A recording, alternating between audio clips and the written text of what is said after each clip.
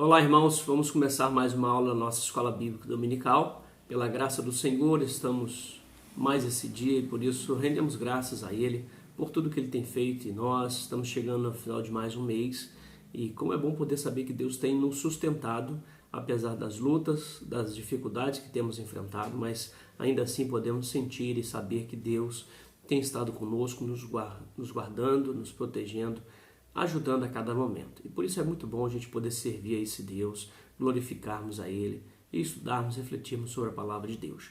Hoje nós vamos estudar sobre igreja, a igreja Cristo presente no mundo, a 9ª lição da nossa revista da Escola Bíblica. Mais uma vez, se você não tem ainda o arquivo, você pode baixar aqui na descrição do vídeo, tem um link aí para você baixar e aí você então ter acesso ao conteúdo dessas lições.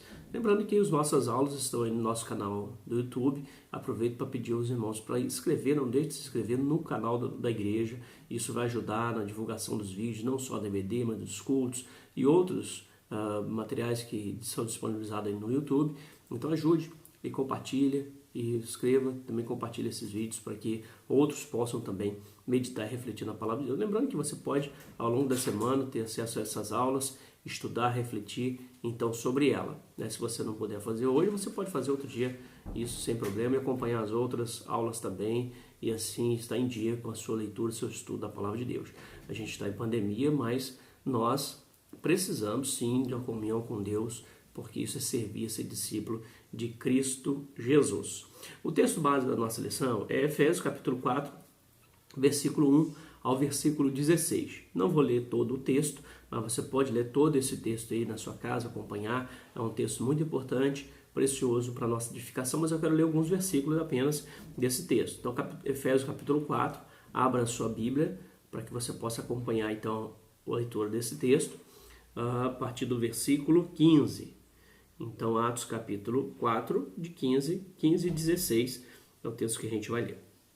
Diz assim: antes, seguindo a verdade em amor, cresçamos em tudo naquele que é a cabeça, Cristo. Dele todo o corpo, ajustado e unido pelo auxílio de todas as juntas, cresce e edifica-se a si mesmo em amor, na medida em que cada parte realiza a sua função.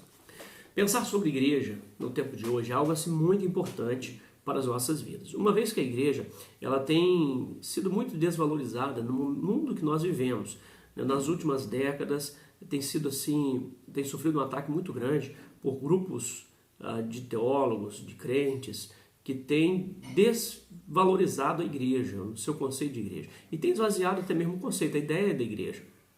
Na verdade, não só nas últimas décadas, mas o conceito de igreja ele é um pouco distorcido à luz daquilo que a gente encontra na palavra de Deus. E ao invés de ser aquele grupo orgânico, a igreja passou a denominar o prédio, o templo. E quando se fala sobre igreja, muitos pensam exatamente nessa ideia do templo. E talvez por isso, nos últimos anos, alguns movimentos que tentam desconsiderar a importância da igreja, eles pensam apenas no contexto de organizacional, o contexto de prédio. E muitas vezes acabam tentando reconstruir a partir apenas daquilo que é o conceito que nós temos hoje, do templo. Uma vez que a ideia, o conceito presente, é um conceito distorcido, a resposta que tentam trazer acaba sendo também uma resposta distorcida. E perceba que a maioria dos movimentos que tentam ressignificar a ideia de igreja, eles estão pensando apenas no templo, na organização e não na sua essência. E por isso acabam caindo num outro equívoco, num outro erro, que acabam pensando apenas na estética e não na essência em si, resgatar aquilo que a palavra de Deus trata como igreja. E é claro que muitos desses movimentos, eles estão pensando, olhando para essa igreja, que ao longo dos anos ela se institucionalizou, perdeu a sua essência, deixou de ser relevante para essa comunidade, e aí a gente tem uma afinidade de igrejas que trabalham realmente dessa forma, estão olhando para os desvios que a igreja tem cometido ao longo do tempo, tanto por parte dos seus líderes e por outras questões, e por isso acabam rejeitando a igreja. E na proposta de ressignificar, eles não olham para a essência daquilo que a palavra de Deus apresenta, mas acabam buscando uma resposta que vai olhar para a estética. E aí pode observar, a maioria pensa na estética, pintar ali a igreja, num contextozinho, mudar o contexto da igreja, de preto, botar algumas luzes, ou até mesmo um ambiente que se constrói a igreja. Alguns vão para um bar, alguns vão para outros lugares que é até mesmo usado para outros contextos, porque estão pensando na estética e não na essência daquilo que é essa igreja. Não estou dizendo que a estética não seja importante, que não possa mudar a estética, mas não é aquilo que é o essencial. O essencial não é isso. Não adianta mudar a estética e a igreja continuar da mesma forma longe dos propósitos de Deus. Isso é um grande equívoco. A gente precisa olhar para as Escrituras e vivenciar as Escrituras. E, independente da estética, a Escritura, se a gente vive a essência, ela vai cumprir o seu propósito de ser igreja. E por isso não podemos abrir mão da Escritura, da palavra de Deus. Ela é a nossa guia, a nossa regra de fé e prática. E quando a gente olha para as denominações que são históricas, a gente vai perceber que há um apego muito grande sobre as Escrituras. Por mais que algumas tenham se desviado ao longo do tempo na sua essência, mas a base, a fundamentação é sim as Escrituras. E a gente não pode perder isso, porque a igreja ela é gerada pela palavra, ela é edificada pela palavra, ela vive pela palavra. E é a palavra que vai realmente transformar a nossa vida. Então a gente precisa olhar para o contexto que a gente vive, e aí existe hoje um movimento desigrejado muito forte no nosso contexto, há uma rejeição, e aí é claro que é um equívoco, que a gente vai poder comentar um pouco mais ao longo aqui da nossa lição sobre isso. Como eu já disse, a igreja é algo que Deus deixou para nós, a igreja é algo que parte das Escrituras, é bíblico, e a gente não pode perder isso de vista. A gente precisa, é claro, olhar para as palavras de Deus, pensar nos propósitos da igreja, pensar na constituição da igreja, pensar na forma como a igreja ela é gerada, para que ela realmente é criada, e a gente vivenciar isso.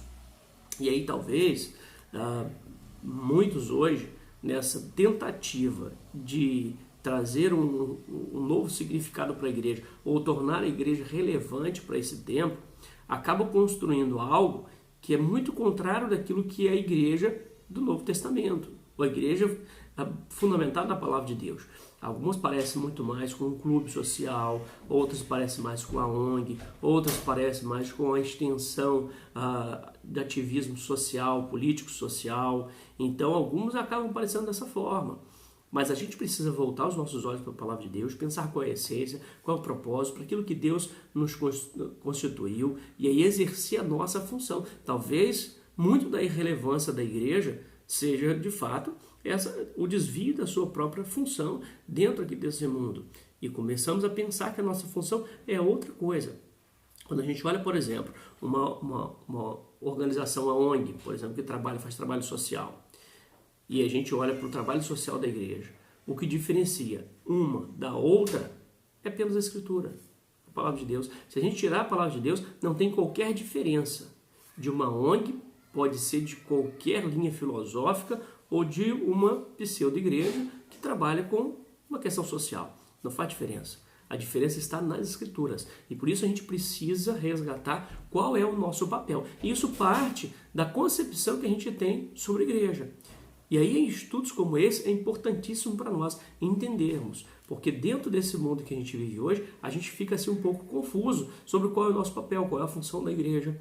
E ainda mais nesse mundo de tantas comunicações, de tanta informação, e aí eu sei que as redes sociais acabam influenciando muito nessas questões, né, sobre nós, porque é o mundo que a gente vive, a gente não tem como fugir dele, a gente precisa viver dentro desse ambiente, mas sabemos que há uma gama de informações que acabam tirando esse aspecto daquilo que é essa igreja.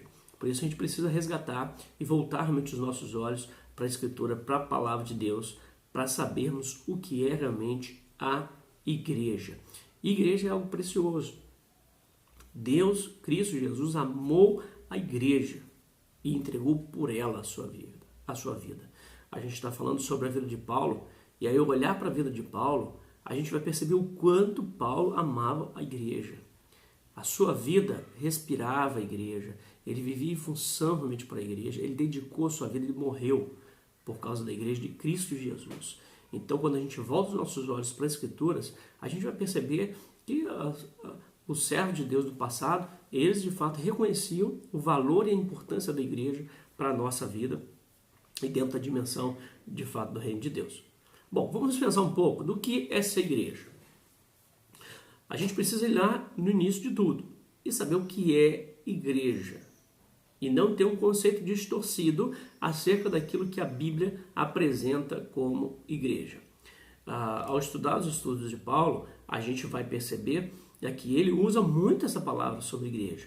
E, na verdade, ele escreve 13 cartas do Novo Testamento e são cartas direcionadas à igreja, em sua maioria, né? A gente tem ali Filemon, a gente tem Tito, tem Timóteo, que são direcionadas a pessoas, mas, em sua maioria, são cartas direcionadas a igrejas, às igrejas de Cristo, naquele contexto. Então, Paulo usa 62 vezes a expressão no Novo Testamento que é usada, traduzida por igreja, que é eclésia. E é interessante a gente observar como que essas palavras são aplicadas no Novo Testamento. Paulo e os outros escritores do Novo Testamento não usam essa palavra para indicar o prédio, o templo, a construção, mas utilizam essa palavra para indicar o ajuntamento de pessoas, e não apenas uma pessoa. Mas a essência da palavra, da ideia, são pessoas e não prédio, templo, local, onde se reúne a igreja. Tem alguns textos na lição, eu gostaria que você lesse esses textos, as referências, com calma, pensasse sobre ela, mas eu quero ler algumas, ou nesse sentido, quero ler um texto em Atos capítulo 20, versículo 28. Ele diz assim, ó, Paulo, quando ali em Éfeso, ele reúne os presbíteros, e ele vai dizer: cuidem de vocês mesmos e de todo o rebanho sobre o qual o Espírito Santo os colocou como bispos para pastorearem a igreja de Deus que ele comprou com o seu próprio sangue.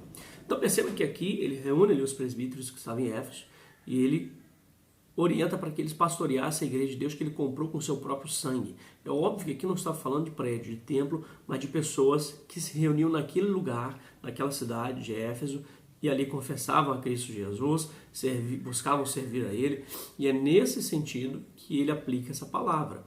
Então perceba que não está falando de uma denominação ou uma instituição, um agrupamento de várias igrejas, mas está falando de pessoas. Essa ideia da palavra da igreja como prédio é uma herança que nós temos do catolicismo que veio se construindo ao longo dos anos, dos séculos. A partir do momento que Constantino ele se converte, a igreja deixa de ser aquele organismo dinâmico ali vindo do Novo Testamento e começa a se institucionalizar, se torna a igreja oficial. E a partir daí, então, essa institucionalização da igreja, ela começa cada vez maior. Então deixa de ser aquele ajuntamento da igreja de pessoas e passa a ser um lugar, um dia na semana, domingo de culto. Então transferiu essa igreja, que era pessoal, indivíduo, que se reuniam para cultuar e servir a Deus, e transferiu isso para a instituição, para a organização, e um lugar, que é um templo, onde se devia, então, adorar, cultuar e servir a Deus. O serviço cristão, ele se dava no templo. E isso vem influenciando ao longo dos séculos, e a gente está falando aí de mais de 1000 anos, né, desse pensamento, desse formato. Com a Reforma Protestante que se tentou distanciar um pouco desse movimento, mas ainda assim a Reforma Protestante estava muito arraigada ainda no catolicismo. E muitas coisas eles não mudaram, não romperam. E ainda a gente ainda herdou algumas questões e uma delas esse conceito de templo. Tanto é que hoje o nosso serviço cristão ele se dá no templo. E aí talvez a nossa maior dificuldade com essa questão da pandemia é de fato retornar à essência de vivermos uma vida cristã independente da atividade do templo ou da organização. E esse é um grande desafio que nós temos. Olha, se a gente retornar até mesmo lá nos primórdios batistas aqui no Brasil, a gente vai perceber que estava muito presente na vida de cada crente esse desejo. E se alguém fosse para um lugar, mudasse para um lugar que não tivesse uma igreja, eles ali não procuravam uma igreja que estava estabelecida ou perdiam a sua fé. Mas o que eles faziam? Começavam a reunir, cultuar a Deus na sua casa, debaixo de uma árvore, ali surgindo então uma igreja, um templo depois para poder comportar aqueles irmãos que ali estavam.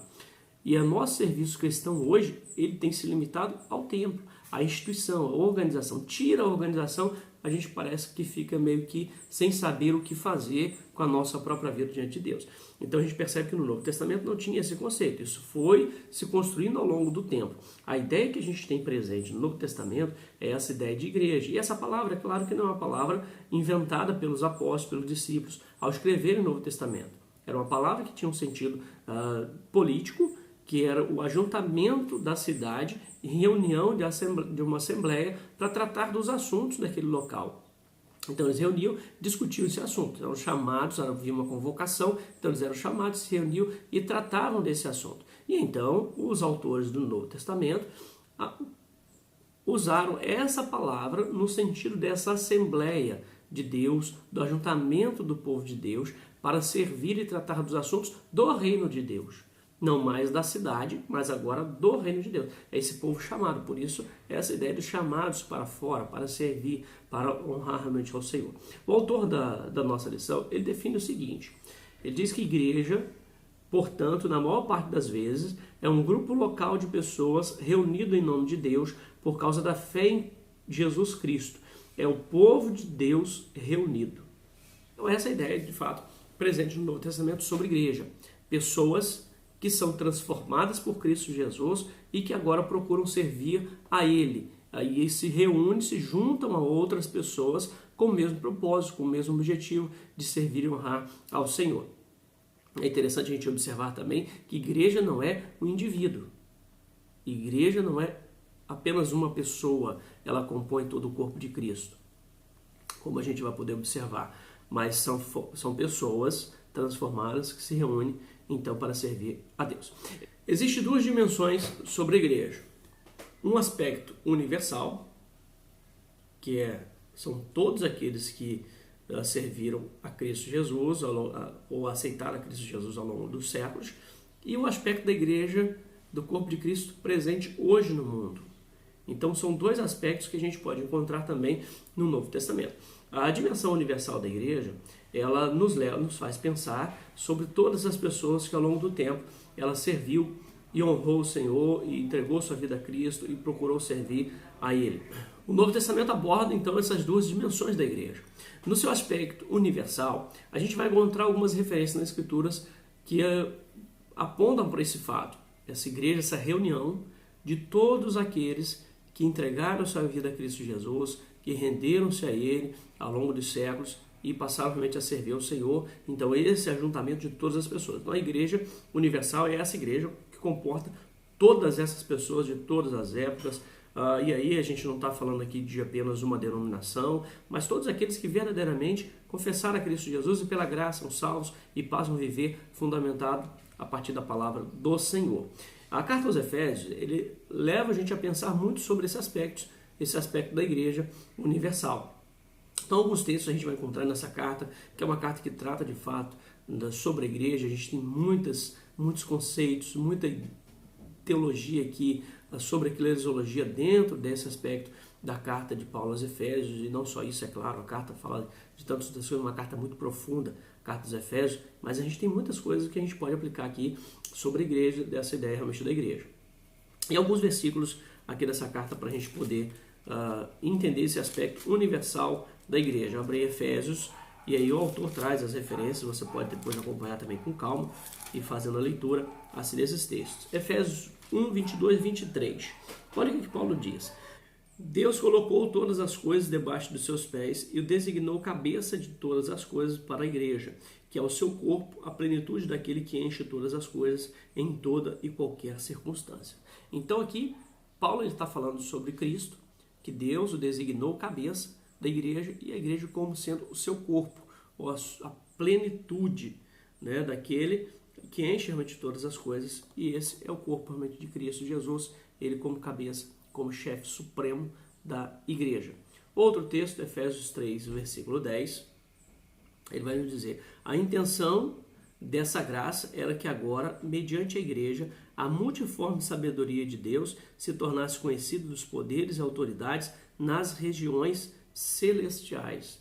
Então, mais uma vez, apontando para esse aspecto da igreja como sendo uma igreja universal. Agora é interessante, Apocalipse também, um outro texto que Apocalipse vai falar sobre isso. Apocalipse capítulo 7, versículo 9. João escreveu Apocalipse Deus mostra a ele essa igreja que reúne todas as tribos, povos, nações e que tiveram suas vestes lavadas no sangue do Cordeiro. Então essa é a igreja que estará reunida nos céus. Então a gente vê o seguinte, Apocalipse capítulo 7, versículo 9. Depois disso olhei e diante de mim estava uma grande multidão que ninguém podia contar, de todas as nações, tribos, povos, línguas, em pé diante do trono do Cordeiro, com vestes brancas e segurando palmas. Então essa é a igreja universal, a igreja que reúne todos os salvos de todas as épocas que lavaram suas vestes do sangue do Cordeiro. E aí Apocalipse, o João aqui em Apocalipse tem essa visão sublime da eternidade dessa igreja reunida de todos os povos, tribos, línguas, raças e nações. E a gente percebe como que Deus, na sua graça, ele busca alcançar todas as pessoas, indistintamente. Esse é o papel realmente da igreja, fazer com que esse evangelho chegue a todos os lugares. E essa é uma tarefa da igreja militante. E aí é uma outra dimensão, um outro aspecto dessa igreja, da palavra igreja, que a gente vai encontrar no Novo Testamento. A gente tem a igreja na sua essência como sendo pessoas que foram compradas por Cristo, e essa igreja, a gente tem a igreja universal, que comporta todos aqueles que foram salvos, e a gente tem a igreja militante, a igreja presente no mundo hoje. E essa igreja presente no mundo hoje é, na verdade, a expressão de Cristo Jesus, essa igreja presente no mundo hoje. E aí a gente não pode pensar nessa igreja militante como sendo uma pessoa. E aí talvez um dos grandes equívocos que esses movimentos de desigrejados eles ensinam é a ideia de que uma pessoa é a igreja. Mas uma pessoa não é a igreja. A igreja comporta de pessoas, mas o corpo de Cristo ele é feito pelo ajuntamento dessas pessoas. Uma pessoa sozinha não é o corpo de Cristo. O corpo de Cristo são todas as pessoas. E uma pessoa sozinha, ela é um discípulo de Cristo Jesus, mas ela não é a igreja, o ajuntamento de pessoas. A igreja não é prédio, mas são pessoas. Olha alguns textos. Olha um texto bem interessante. 1 Coríntios 12, versículo 27. Ele diz assim: Ora, vocês são o corpo de Cristo, e cada um de vocês, individualmente, é membro desse corpo. Então ele está dizendo, olha, Coríntios, para a igreja de Coríntios, vocês são o corpo de Cristo. E cada um individualmente é membro desse corpo. Mas ele está dizendo, olha, você sozinho é o corpo de Cristo. E a gente não vai encontrar isso em nenhum momento nas Escrituras Sagradas. Mas ele vai trazer a ideia de corpo. Porque um corpo, você tem vários membros, é composto por várias pessoas, e que ali tem um corpo. E Cristo é o cabeça desse corpo. E uma das questões que muitos desconsideram hoje é essa função. E essa igreja, esse corpo que representa Cristo aqui na terra. É esse corpo. Nós não temos um vigário, né, de Cristo aqui no mundo. Mas é toda a igreja que é esse representante. E cada crente, é claro, tem a presença do Espírito Santo de Deus, que é o Consolador, que foi prometido, né, por Jesus, e todos nós somos templo do Espírito Santo de Deus, todos nós somos sacerdotes de Deus, mas é o corpo de Cristo. O corpo de Cristo é formado por todas essas pessoas. E por isso a gente não pode ter discípulos de Cristo que não estejam ligados a um corpo. Todo discípulo de Cristo vai estar ligado a um corpo. E aí esse, eu volto a dizer mais uma vez, esse é o grande erro desses movimentos de desigrejados. Porque eles estão rejeitando os equívocos que a igreja cometeu ao longo do tempo, essa institucionalização, essa ideia da igreja como sendo templo, esses desvios de liderança que são corrompidas, hereges que estão no nosso meio, pessoas de mau caráter no nosso meio, eles estão rejeitando tudo isso. Essa falta de propósito da igreja para esse mundo de hoje, na sua atuação, no seu papel que ela deveria desempenhar. Então eles estão rejeitando todos esses equívocos que foram cometidos ao longo do tempo. Mas esses erros que foram cometidos, ou que se cometem hoje, não torna errado aquilo que Jesus construiu. A gente precisa olhar para esses erros e a gente buscar aquilo que é essencial, aquilo que Deus não estabeleceu para nós. E aí nesse desejo, nesse afã de buscar uma igreja que seja uma ideia daquilo que venha a ser igreja, acaba rejeitando tudo. É como diz aí o ditado, né? Jogam a água fora junto com o bebê, ou o bebê junto com a água fora. E não é essa ideia. A gente precisa rejeitar aquilo que está equivocado e a gente buscar aquilo que é correto à luz das Escrituras Sagradas. E percebam que mesmo na palavra de Deus, Os escritores, eles não negam os problemas que haviam na igreja. A gente vai encontrar problemas de todas as formas no meio da igreja, no Novo Testamento. A gente vai encontrar desde a igreja de Coríntios, que tinha pecados, pessoas que viviam no pecado no meio da igreja, problemas de relacionamento, desvio doutrinário. A gente vai ver outras igrejas com outros problemas, vai ver a igreja de Gálatas. Na verdade, a maioria das cartas, elas foram escritas para resolver algum tipo de problema que vivia no meio da igreja. Mesmo a igreja de Filipenses, que é uma carta da alegria, a gente vai encontrar ali duas irmãs que não se entendiam muito bem. Então a gente vai perceber que isso estava presente ali no Novo Testamento. Então quando você fala assim, não, queremos voltar à essência, aquela igreja, a pureza da igreja do Novo Testamento, não existia essa pureza que se quer, que se idealiza nos dias de hoje. Mas nem por isso a igreja ou os autores do Novo Testamento, inspirados pelo Espírito Santo de Deus, vai deixar de chamá-los de igreja. E aí, mais uma vez, vou citar o texto que nós já lemos aqui de Coríntios, capítulo 12, versículo 27. Ele está escrevendo a igreja de Coríntios, essa igreja problemática, com tantas questões que estavam envolvidas naquela igreja, mas ele vai dizer, ora, vocês são o corpo de Cristo, e cada um de vocês individualmente é membro desse corpo. Então, aqueles que querem deixar a igreja hoje para viver sozinhos, independentes, porque dizem que na igreja tem tantos problemas, desconsideram aquilo que as escrituras ela apresentam. E não existe discípulo que não esteja ligado à igreja. Não estou dizendo que tem que ser ligado à igreja batista de Parguarus, ou à igreja batista, ou à igreja A, ou à igreja B. Mas estou dizendo que precisa estar ligado a um corpo de pessoas que servem, que honram ao Senhor, mas sozinho não é corpo de Cristo, sozinho não é a ideia dessa igreja coletiva que a palavra de Deus apresenta para nós. Ah, mas são salvos? São salvos, claro que são salvos. Salvação é outro aspecto, mas não no sentido de ser igreja. Agora, eu não posso apenas viver para ser salvo.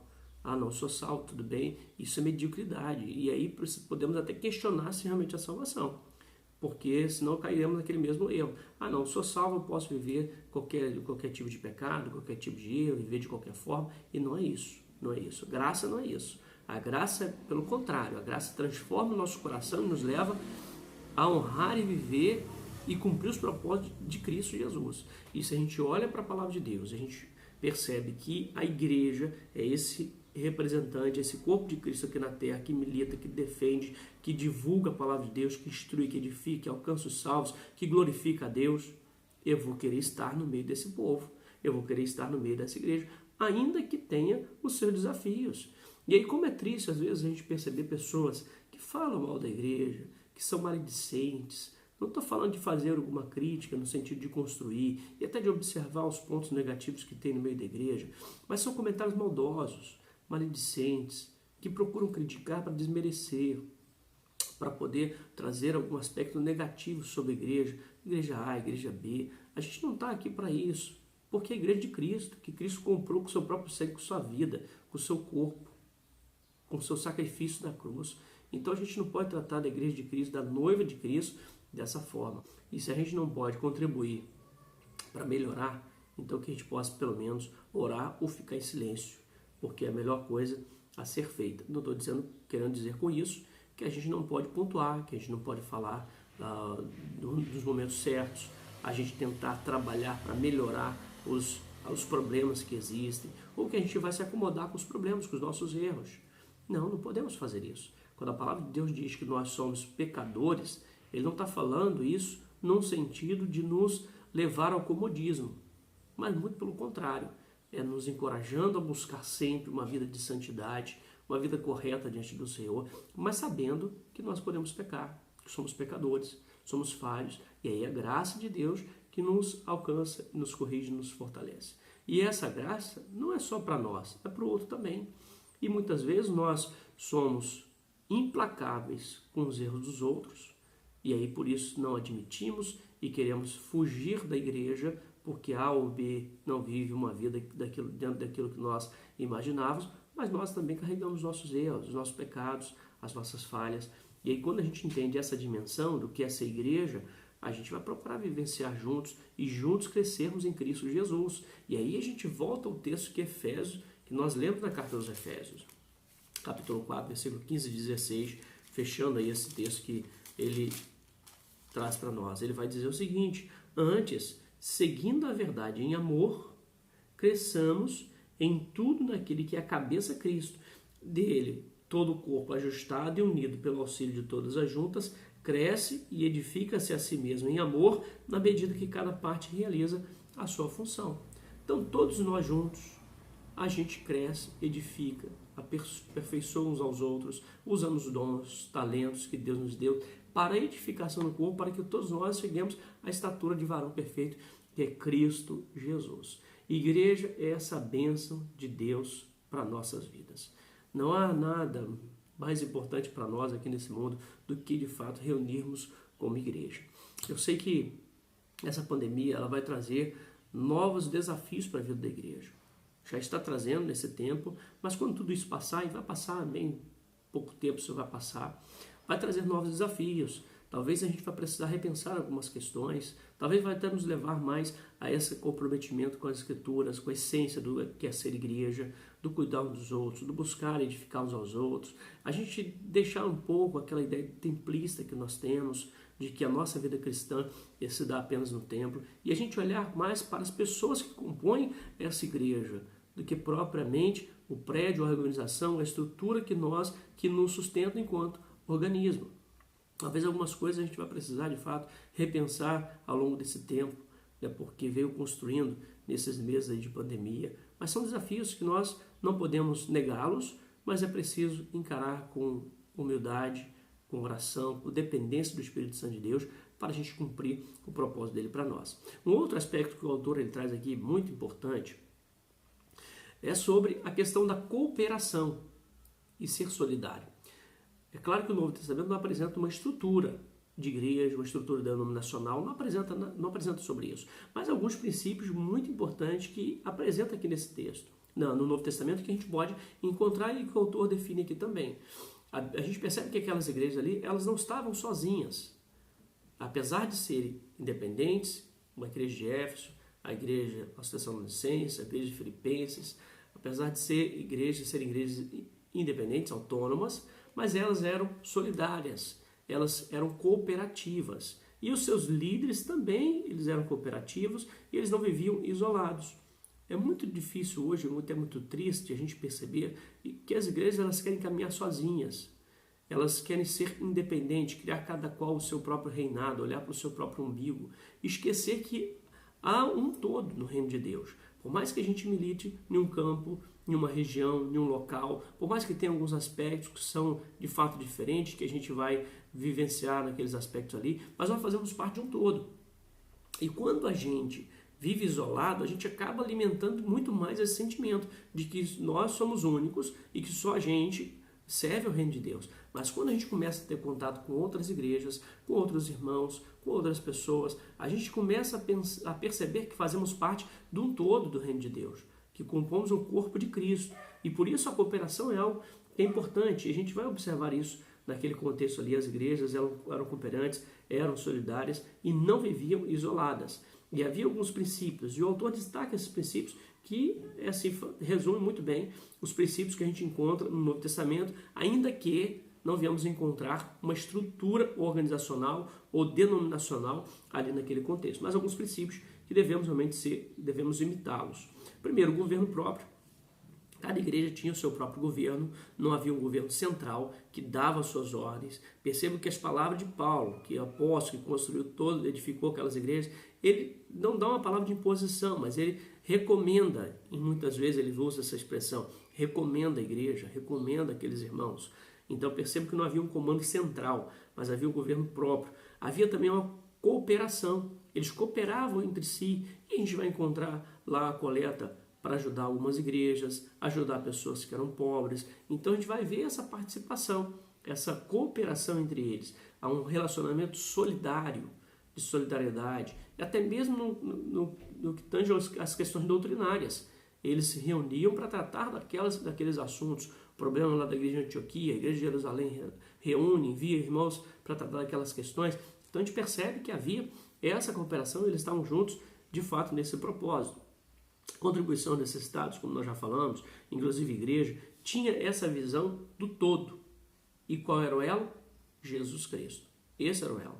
fundamento dos apóstolos, dos profetas, das escrituras, tendo Cristo Jesus como esse elo, muito diferente daquilo que às vezes a gente encontra hoje em nossos dias. Queridos, igreja é isso. Igreja é algo fantástico, algo especial para as nossas vidas. Não deixe de participar da igreja. Hebreus capítulo 10, versículo 25. Não deixemos de reunir-nos como igreja, segundo o costume de alguns, mas procuremos encorajar-nos uns aos outros, ainda mais quando vocês veem que se aproxima o dia. Não deixe de participar como igreja. Não deixe de vivenciar como igreja. Não sabemos quanto tempo ainda vamos viver com pandemia, mas mesmo nesse tempo, viva como igreja. Nós temos a nossa igreja, temos os nossos cultos, temos algumas outras atividades, jovens, e temos outras interações pelo grupo do WhatsApp. Mantenha contato com um grupo de igreja, com um corpo que faz parte da nossa igreja, um grupo de pessoas. Eu sei que hoje somos tentados a assistir culto A, culto B e outros lugares, mas não traz essa identificação. A identificação que nós temos é a igreja que nós estamos ligados. São pessoas que nós conhecemos, sabemos das lutas, dos desafios, sabemos daquilo que necessitam para crescer e para auxiliar uns aos outros, naquilo que podemos orar uns pelos outros. Esse é o corpo de Cristo. Ainda que vivamos esse momento, estarmos distantes, porque não temos como estar presente no nosso local de reunião, mas nós temos, por afinidade, estamos ligados, porque fazemos parte de uma igreja. Mas quando retornar, também valorize. Valorize as atividades, valorize os cultos, porque isso é importante. O discípulo de Cristo precisa estar ligado ao corpo que é a igreja. E a igreja é algo realmente extraordinário para todos nós. Vemos que ao longo dos séculos, muitos tentaram destruir a igreja, tentaram impedir que ela se reunisse, mas é impossível, porque a igreja é de Cristo, e aí a palavra de Deus mesmo diz que as portas do inferno não prevalecerão contra ela. Essa é a nossa lição, que possamos refletir sobre isso, pensar que igreja são pessoas que foram transformadas, lavadas pelo sangue de Cristo Jesus, que agora se reúnem como corpo de Cristo para servir aos propósitos dele, para honrá-lo, para serem edificadas, para crescer em Cristo Jesus, no conhecimento da palavra, para anunciar essa mensagem a todas as pessoas, aguardando com esperança o retorno de Cristo Jesus, para que assim então possamos ser agregados a todos aqueles que ao longo dos séculos foram transformados pelo poder do Evangelho de Cristo Jesus. Aí sim, estaremos todos nós reunidos, como descreve João lá em Apocalipse, todas as línguas, povos, tribos, raças, nações, adorando o Cordeiro, para todos sempre servindo e exaltando o nosso Deus. Amém? Vamos ler aqui 3 pontinhos para pensar e agirmos e fecharmos então a nossa lição. Diz assim: a igreja é de Cristo, não queira ser dono dela, não aceite donos humanos da igreja, ela pertence a Cristo, somos parte dela, cuidamos dela e devemos honrá-la. Lembre-se disso, a igreja é de Cristo e somente dele. Segundo, seja feliz em ser igreja. É o maior privilégio que alguém pode ter, ser a igreja de Deus, salvo por ele. Ame sua igreja com paixão, doe-se a ela. Ame a sua igreja, doe-se a ela. Que Deus nos abençoe. Vamos orar? Pai amado, muito obrigado por mais um dia. Muito obrigado, Senhor, pela Tua palavra. Muito obrigado, Deus, porque o Senhor deu a sua vida, Teu Filho Jesus Cristo, para morrer pelos nossos pecados e, ó Deus, nos resgatar e nos fazer igreja do Senhor.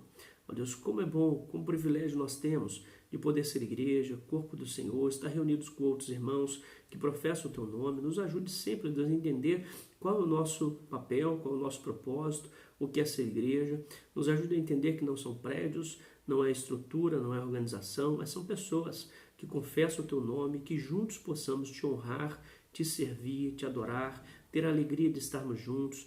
Ó Deus, ainda que tenhamos desafios, ainda que tenhamos lutas, ainda que tenhamos falhas, mas possamos entender que o Senhor deseja, ó Deus, o nosso aperfeiçoamento cada dia mais, e é, de fato, no ajuntamento de todos nós, que quando todos nós cumprimos o nosso papel, que somos edificados, que crescemos, e que possamos fazer isso sempre em amor para a glória e louvor do Teu santo nome. Nos ajude a passarmos por esse tempo, ó Deus, de pandemia, de distanciamento social. Nos ajude a passar por ele, mas ainda com a nossa fé firmada no Senhor, sendo edificados pela Tua palavra, estando ligados ao corpo do Senhor, para que quando tudo isso passar, possamos nos ajuntar com alegria em celebração e adoração e servindo aos Teus propósitos. Oramos, entregando nossas vidas nas Tuas mãos, em nome de Jesus. Amém.